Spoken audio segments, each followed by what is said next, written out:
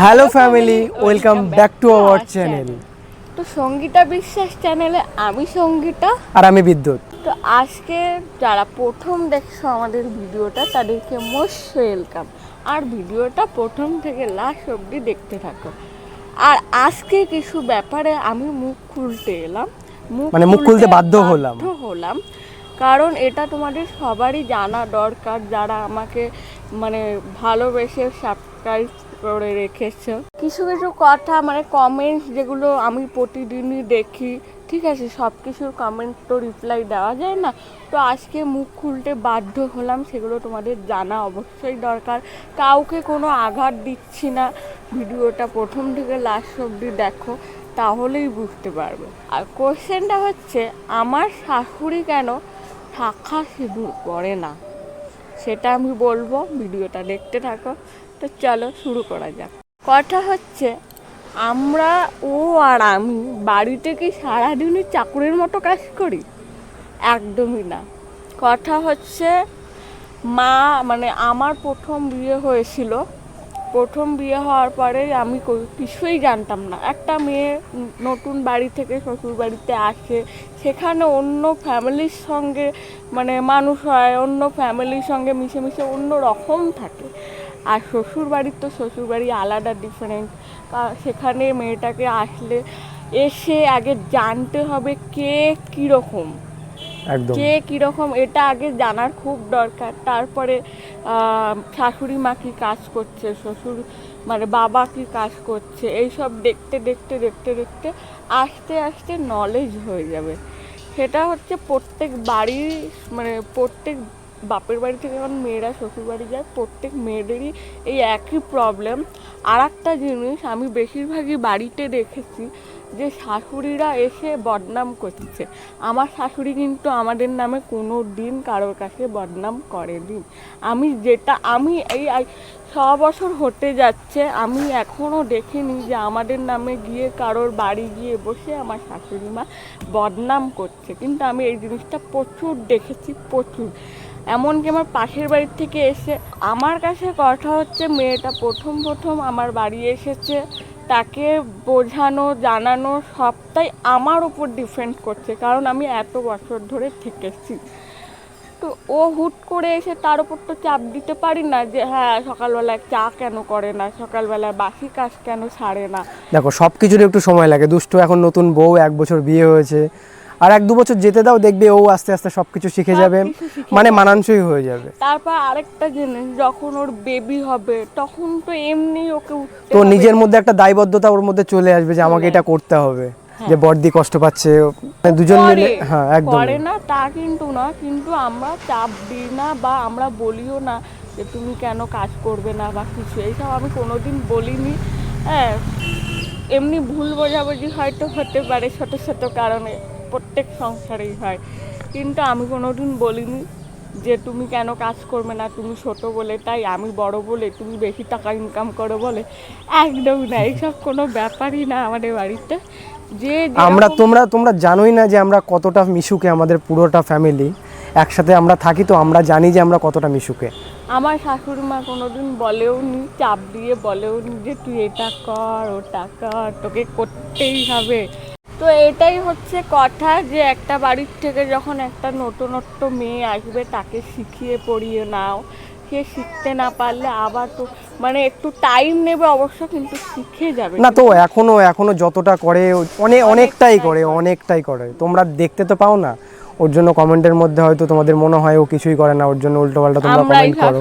চাকর বাকরের মতো খাটি, একদমই নয়।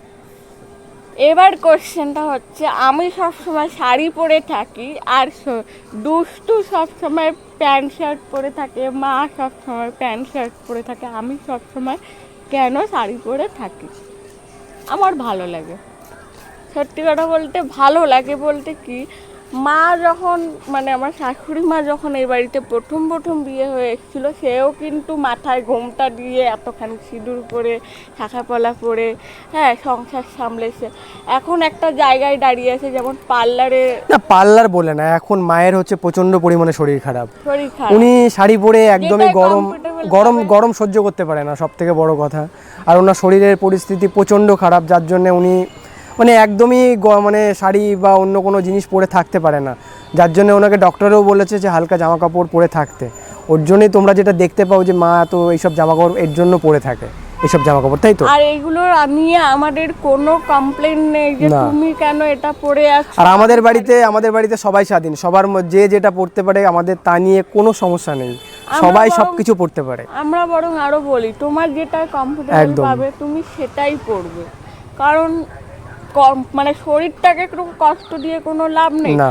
আর একটা জিনিস, আমি এখন এই বাড়ির বড় বউ, ঠিক আছে, আমার এখনো বেশি দিন সময় হয়নি যে বিয়ে হয়ে এসেছি, হ্যাঁ।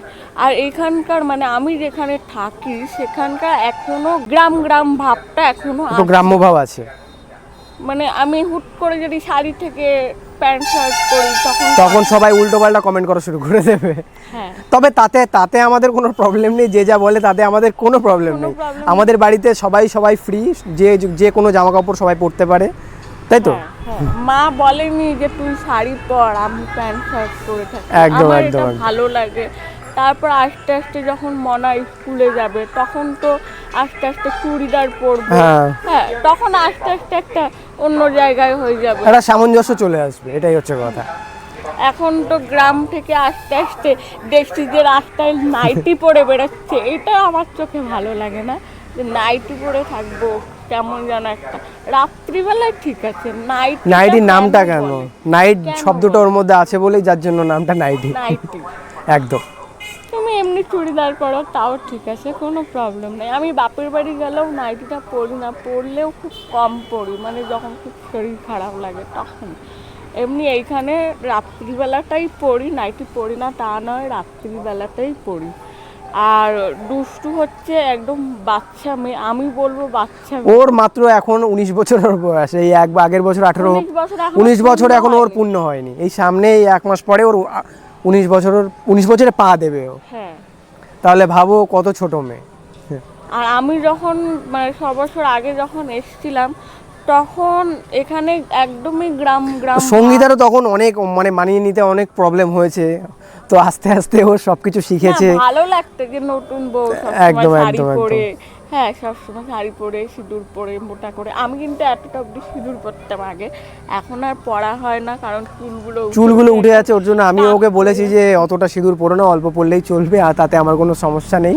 তো অনেকে ভাবে যে এতখানি সিঁদুর পরলে স্বামীর আয়ু বাড়ে, এইসব কিছু না, এগুলো ভালোবাসার মধ্যে, ভালোবাসার মানুষটাকে যত্ন নাও, সিঁদুর পরলেই হলো। আর এমনিই হবে। আমাদের হিন্দু ধর্মের যে মান্যতা রয়েছে, সিঁদুর পরতে হবে, পরলেই হলো। যে এতখানি অবধি পড়তে হবে তার কোনো মানে নেই, কোথাও লেখা নেই, তাই তো? হ্যাঁ, তো আমাদের ভিডিওতে একটু ছোট দেখে মানে আমার ভাইকে দেখা যায় না কেন, দেখা তো যায় সেই না। কোশ্চেনের অ্যান্সার দেবো আমরা। হ্যাঁ, তো এটা ব্যাপারটা অনেকবার- আমি বলছি, তো ব্যাপারটা হচ্ছে কি, মানে ওরা অনেক রাত অবধি এডিটিং করে, ভিডিও বানায়, তো যার জন্য ওরা সময় পায় না। আর সব থেকে বড় কথা, ওরা ঘুম থেকে ওঠে 12টা 1টার মানে পরে ওঠে, তো আমরা সকাল থেকে ব্লগ করি, যার জন্য ওরা মানে ভিডিওর মধ্যে ওদেরকে আমরা দেখাতে পারি না। আর ওরা ব্যস্তই থাকে, ওরা এদিক ওদিক দিয়ে যায় ভিডিও শ্যুট করতে, বাইরে বেরোয়, আমরা তো আর বাইরে বেরোই না, যার কারণে ওদেরকে দেখা যায় না। আর ওরা যে আমাদের ভিডিওতে আসতে চায় না সেরকম কোনো ব্যাপার নেই, তাই তো সঙ্গীতা? হ্যাঁ, ওরা সব সময় চায় যে আমাদের ভিডিওর মধ্যে আসবে, একসাথে আমরা ভিডিও করব, এটাই। যখন ব্লগ করি কিছু কিছু সময় থাকলে পরে ওরা কথা বলে, সেটা তোমরা যারা যারা ভিডিও দেখো তারা হয়তো অবশ্যই দেখেছো। একদম। আর কথা হচ্ছে যে আমরা এই একসঙ্গে রয়েছি, মাঝখানে একটু মানে মনোমালিন্য হয়, মন খারাপ হয়, তখন একটু তবে একটা বাড়িতে থাকতে গেলে তো মনোমালিন্য হবে, সেখানে ভালোবাসা থাকবে, বাড়বে কমবে, এগুলো স্বাভাবিক ব্যাপার। প্রত্যেকটা ফ্যামিলিতে, প্রত্যেকটা পরিবারেই এই জিনিসটা ঘটে। তো আমি কিন্তু বেশিরভাগই বাপের বাড়িতে যাই না, কারণ মানে আমার খুবই কম যায়। খুব কম যাই, কারণ এখান থেকে আমার বাপের বাড়ি অনেকটাই ডিফারেন্ট, অনেকটাই। আর যেতে আসতে প্রচণ্ড কষ্ট। মানে ম্যাক্সিমাম ওকে যেতে 3 থেকে 3.5 ঘন্টা সময় লাগে। হ্যাঁ তো যার জন্য এখন মেয়ে ছোট, তো যার জন্য ও যেতে পারে না।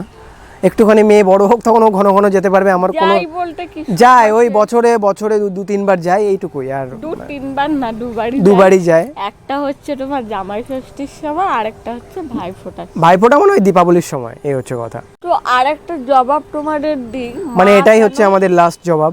মা কেন শাখা সিঁদুর পরে না? একদম। তুমি বলো। তুমি বলো না, তুমি বলো। মা শাখা সিঁদুর পরে না কারণ মা একটা জায়গায় রয়েছে, মানে যেখানে কাজ করছে পার্লারে, সেখানে তো মাসাজ আছে, হেয়ার হেয়ার মানে পার্লারের যেসব কাজগুলো থাকে সেগুলো মা ভালো জানবে, তো যার জন্য শাখা পড়লে কিন্তু সেই মাসাজগুলো করা যায় না, পড়া যায় না, কানের কাছে ঠং ঠং করবে, আওয়াজ একদম। মানে কাস্টমারের প্রচুর প্রবলেম হয়। আর একটা প্রবলেম আছে, ওনার প্রচন্ড পরিমাণে অ্যালার্জিতে একদম গায়ে এরকম। তো তোমরাই বলো আগে শরীরটা না আগে শাখা সিঁদুরটা, এটা আগে বলো। তো আমরা মাকে ওর জন্য বলি যে তোমার পড়ার দরকার নেই, যেখানে তোমার শরীর তোমার ভালো থাকে না, তুমি যেটাই কমফোর্টেবল থাকো তুমি সেটাই পড়ো। ওর জন্য আমরা আর কিছু বলি না। আর আমার বাবারও কোনো সমস্যা নেই এই নিয়ে, বাবাও কখনো বলে না যে তুমি শাখা সিঁদুর পড়ো না কেন। সিঁদুর পড়ে কিন্তু ওই শাখাটা পড়ে না, তাই তো? বাবা হচ্ছে অন্যরকম একটা মানুষ, একদম মানে একদম সিম্পল সাদাসিধে মানুষ, মানে আগের জগতের মানুষ, আগে যেরকম গ্রাম্য পরিবেশে মানুষ থাকতো একদম সেরকমই মানুষ। তুমি যদি তার সঙ্গে রগরের কথা বলো সে তোমার সঙ্গে হাসাহাসি করবে, ঠিক আছে, কিন্তু সে তোমার সঙ্গে কখনো রগরের কথা বলবে না। না না না, একদম মানে সাদা সিধে।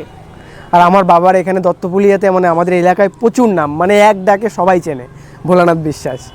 তো সঞ্জয় সান্ধকি বলে মানে পুষ্পিকা সান্ধকি নামে একজন আমাদেরকে কমেন্ট করেছিল আর বলেছিল যে মানে আমাদের মানে তোমার নামটা নিতে, তো তোমার নামটা নিলাম। আর তোমার কমেন্টটা দেখে আমরা অনেকটাই মুগ্ধ হয়েছি, খুব ভালো কমেন্ট করেছো। আর পুষ্পিকা সান্ধকি কেমন আছো, আর এইভাবেই আমাদের ভিডিও, আর এত সুন্দর একটা কমেন্ট করার জন্য তোমাকে অসংখ্য ধন্যবাদ, তাই তো? হ্যাঁ হ্যাঁ, আর এইভাবেই আমাদের ভিডিওগুলো দেখো আর আমাদেরকে এইভাবেই সাপোর্ট করো। টাটা। আর তো আজকের মতো ভিডিওটা আমরা এখানেই শেষ করছি, তাই তো? হ্যাঁ, তো পরের ভিডিওটা দেখার জন্য আমাদের মানে চ্যানেলটা সাবস্ক্রাইব করতে হবে। তো আজকের মতো আমরা ভিডিওটা এখানেই শেষ করছি। Tata, bye bye.